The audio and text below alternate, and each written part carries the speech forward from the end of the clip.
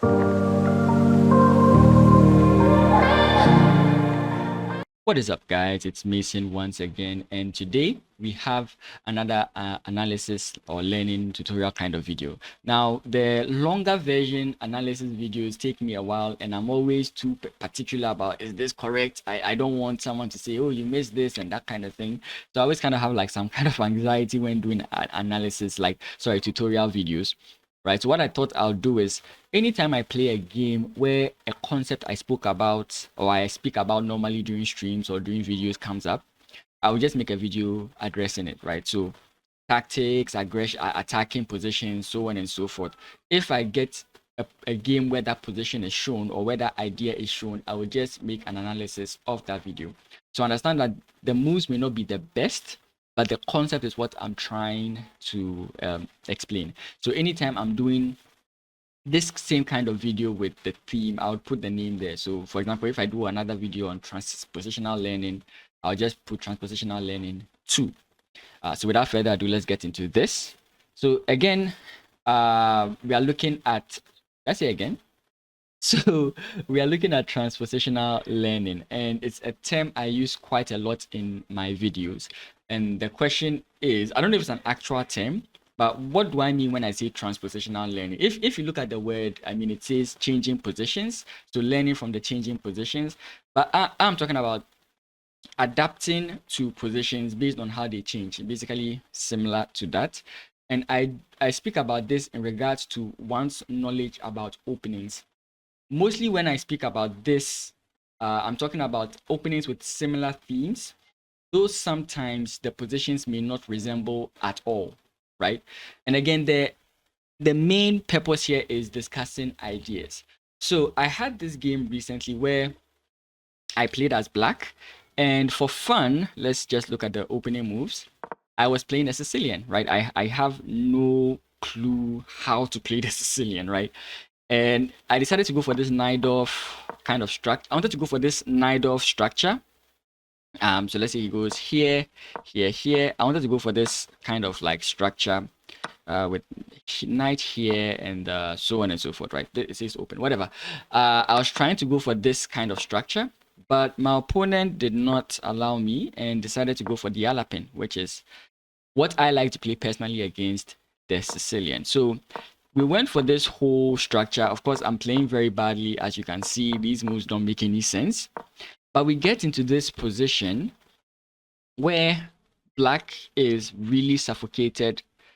Like black really needs space and white has so much going on for him. And when I looked at this position, I began to ask myself, this position looks similar, but what does it look similar to? Because I've played a position, I've played an opening where this kind of position happens. So, right, even though I'm playing a Sicilian structure and so many things I talk about come into play, like for example, the farthest push pawn tells you where you should attack whenever, so on and so forth, I began to realize that this position looks like a King's Indian defense. And I used to play the King's Indian a lot. Like it was my primary opening as black many years ago, like 2014, 2015, thereabout. That was like my primary weapon. I used to play the Norwegian Rat and thought that was the King's Indian defense, but eventually I learned the difference. So why do I bring this up? So let's take the position here and let's flip the board. So d4, knight f6, c4, g6, knight c3, bishop to g7. So far you're not seeing it yet, but we'll get to it. e4, d6, knight f3, castles kingside, bishop to e2, e5. There are times your opponent would trade off to kind of shift the game into a different kind of opening completely. But we're looking at traditional lines with this and e5, and then the knight jumps in. And this is basically what I saw, right? I saw this pawn structure and I saw the pawns locked in. There are some positions where you would play c6 or c5, depending on like you, right? Then the knight comes back, and then we have ideas of like f4, f5, right, as black. And your aim is to roll these pawns, break open the king side, and checkmate your opponent. Your opponent's aim is to attack on the queen side, right? So I recall this and I'm like, wait, I could get a position like that, right? So having the knowledge of an opening gives you clues on moves to play, right? Somebody was asking me that he can't memorize the moves. Now, trust me, I could not memorize the moves. I sometimes struggle to remember moves. So I just try to remember what are the ideas that fit with this position. So I know that for whatever reason, I need a fianchettoed bishop and I need my knight active. And if possible, I want to get f4. That is what I know. I know those ideas and I start making plans for it. Yes, you might argue my moves are bad, but again, the point is the ideas, right? I'm trying to teach you how to formulate plans and everything in chess, right? As you learn to do these things, you become much better at planning your moves. So I play g6 in this position. Funny enough, I think when I did the game review, g6 was the best move. Of course, logically too, it makes sense, right? This bishop has no hope on this square, but that was not even what my mind was on. My mind was on, okay, I could go for this structure. So we have knight develops bishop to g7, bishop to d3, knight to d7. Now you can see I am kind of disadvantaged because I don't get my knight to this square, but the knight is in this square nonetheless. So we are trying to get that specific structure. My opponent castles knight g to f6, the rook comes in, and then I close this up. Right, so now it's beginning to look like it, except maybe for this knight, right?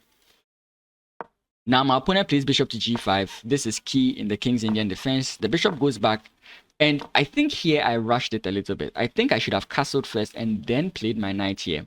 That way, if my opponent tries to keep his bishop, I can then go f4, right? But by playing this move, it allows my opponent to escape, and I can't play f4. No, I can't actually. Yeah, I can't play f4 because I just lose a pawn. So I castle and now my opponent does this and it's a slightly worse position, right? It would have been better if I did it the other way and I would have been much better. So just to make it more visual, if I had castled here and let's say my opponent went for the idea we mentioned, of course this is bad in this point, let's just look at it like that way. If my opponent tries to keep it, then I could go for this idea and this is slightly better. Anyways, so this is what happens in the game. These are all the normal moves. And now my opponent has the right idea, trying to develop towards the queen side, because that's usually where he has most of his play. And now I start bursting forth with my idea. I go knight to h5, and this is the plan. You want to get f4, f5. Sometimes it gets annoying when your opponent trades, but then again, you are going to use the open lines to attack, right? So my opponent is slowly progressing towards my queen side. I felt my opponent was very slow in most of these moves that he made. So f4, he plays b4.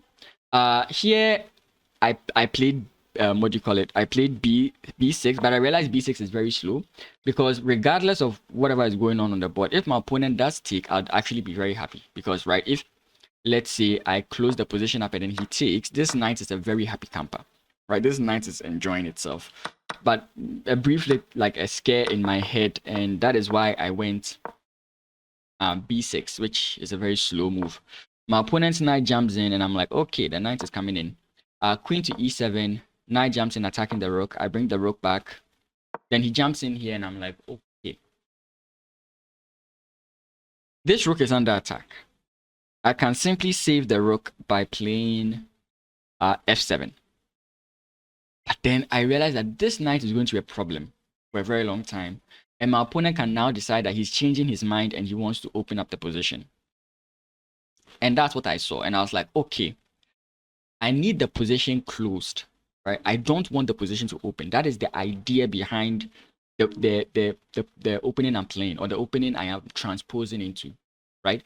So I want to keep the position closed. So here I just decide, okay, we sack the rook. I don't see him taking this bishop.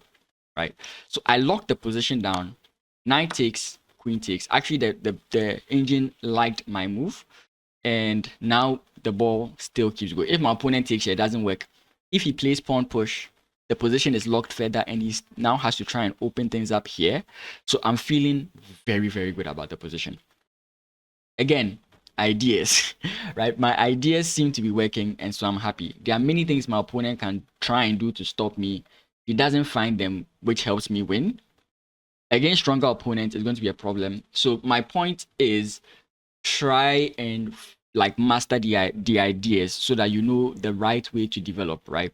Here I had the idea, but I didn't have the right way. You could see I was making slight errors in my progression because of personal like fears about the position and so on and so forth. But if you really do understand the ideas, you can better tell when to go for the idea, or like when to transpose into that idea, or whether to like stop it and look for some different kind of idea to play. Right, so here, yes, I was feeling very confident. The +2 is basically for the exchange sacrifice. Positionally is completely fine, I think, right? So pawn takes, and now my knight takes, and I'm actually feeling very good. My opponent can't really disturb me at this point. So bishop goes back, and that's just a hanging pawn. I just took it, right? Engine thinks there was something better, like knight to f6, going for this whole idea again, which is also very good. I mean, I'm a patzer sometimes, so I took the pawn and I come back, so I'm still losing. I think my opponent missed. He missed. I think knight here, right, which targets this, and at the same time weakens my position. I think that's what he missed. But he didn't see it, so we thank God for that. We play a bishop targeting his queen, and now the position is in my favor. And we play the move e4. And from this point on, it's just a simple conversion. My opponent resigns and I win the game. So basically, that's the whole idea I was trying to show. A better description of this would be the Hikaru Nakamura versus Wesley So game. I always highlight that game because that was the basis for me learning the King's Indian defense. I wanted to know how well to play it, and that game was like a sample game for me to play. I might show it in this video. So that's the whole point. So I reached a position which was unfavorable for me, basically because of how badly I played. But I managed to find a way to navigate through the difficulties, right? Again, if my opponent played slightly better, it may not have happened the way it did. For example, taking here would have really changed the position of the tone of the game, because I won't get f4, f5. Right? There are so many things my opponent could have done, which I am acknowledging that would make me possibly even lose the game. But then again, the fact that because since I was playing it as a Sicilian, I was really struggling to find ideas. I was at some point thinking about going this way, bishop here, and trying to push for the queen side, but then noticing that, okay, this resembles a King's Indian defense, and I could go that way, really did help me a lot in this game. So guys, thank you so much for watching. I hope maybe you learned something with this like very short video. My videos are usually quite long, but I hope you learned something with this video. Anytime I play a game where a transposition happens, and I think the game is interesting to show, I will definitely show it. But if you also have like questions that you would want me to answer in the video, you can leave a comment in this video, and I will get to it as soon as I possibly can. Thank you guys so much for watching this video, and I'll see you in the next one. Have a great day. Peace.